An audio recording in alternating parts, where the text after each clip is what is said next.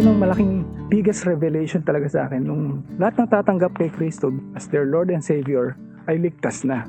Nangyari pala, nauna tayong patawarin ni Lord bago pa man tayo magkasala. Yun yung hindi ko natutunan, hindi ko narinig. O baka nga narinig ko, hindi ko lang naunawaan. As soon as inaccept ko si Christ na siya yung Savior at sinurrender ko sa Kanya lahat, noon ko palang naunawaan. Ngayon, dahil sa pagpapatawad niya, tinatawag na grace, na dahil sa pinatawad ka na niya, bago ka pa magkasala, doon nagmumula yung pagbabago mo. Doon nagmumula yung repentance mo.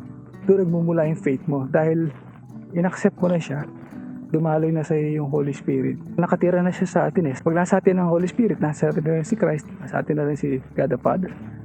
Kasi isa lang naman sila. Di ba? Yung Holy Spirit, ang iniwan ni Christ sa atin, sabi nga, I will not leave you as orphans. Kaya, bago kapag gumawa ng kasalanan, ay pinatawad na yung mga future na kasalanan natin. Dahil alam mo na yun, dahil natutunan mo na siya, mas madali na para sa iyo maging mas matuwid ang pamumuhay mo. Kung i-analogy natin, may bahay ka, tapos sinangla siya ng magulang mo nang hindi mo alam at hindi mo siya matubos. Ang ginawa ni Lord, siya yung tumubos ng bahay na yon. So yung bahay na yon, binalik na niya sa'yo nang walang bayad. So libre. So parang yung bahay, ang equivalent niya is yung buhay natin sa langit, na sinangla siya nung nagkasala ang tao sa kila Eva at Adan. So dahil sa original sin na yun, nasangla yung bahay natin sa langit. Naging makasalanan ng tao, natuto tayo magkasala, napalayo tayo sa kay Lord.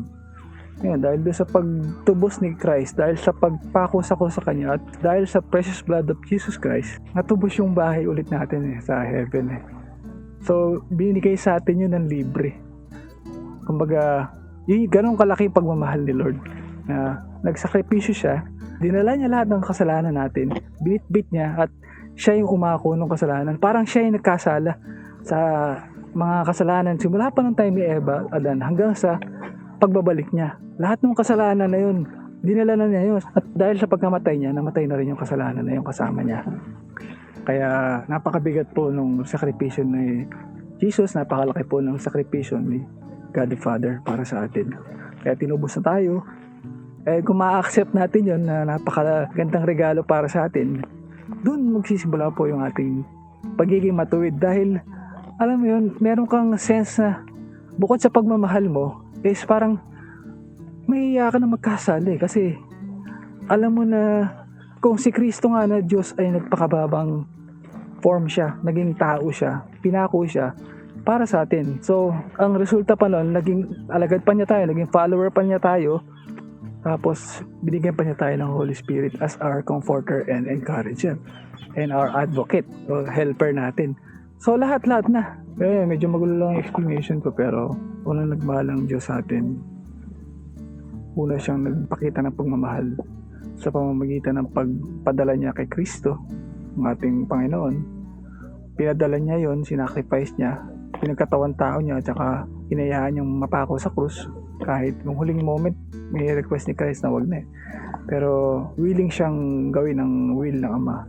Kaya yung kaligtasan po, ibinigay na po doon sa mga sumasampalataya kay Kristo at tumanggap na ng pagbabago sa buhay, yung repentance. Yun naman talaga yung essence ng pagiging born again, born of the Spirit. Ibig sabihin, tinanggap mo na si Christ, tinanggap mo na nasa iyo na yung Holy Spirit. So kung di ka naniniwala na si Christ ang Diyos mo at siya ang tagapagligtas natin, hindi mawapas sa yung Holy Spirit. Kumbaga, hindi ka puno ng Holy Spirit. Diba? Pero dahil tinanggap mo si Christ na Lord and Savior mo, sinuko mo sa Kanya lahat ng iyong buhay, ng lahat ng doubts mo, lahat ng worries mo, lahat ng anxieties mo, binigay mo sa Kanya. Pinatawad ka na niya, ligtas ka na. Nakasulat na yung pangalan mo sa langit. Kailangan mo lang maintain. Kailangan mo lang i-maintain na maging mabunga ka, sundin mo yung kalooban ni Lord. Baga hindi ka rin papabaya kasi ayaw ni Lord na sayangin mo yung buhay mo. Baga mas libre ka pa ngayon na gumawa ng maganda dahil malaya ka na sa kasalanan. So, yung buhay mo, mas may enjoy mo. At dahil puno ka ng spirit, mas may enjoy mo pang magtumulong sa kapwa. Pakain mo sila patungo sa kay Jesus. Yun po ang ating reflection for today. And hopefully nakatulong po sa inyo.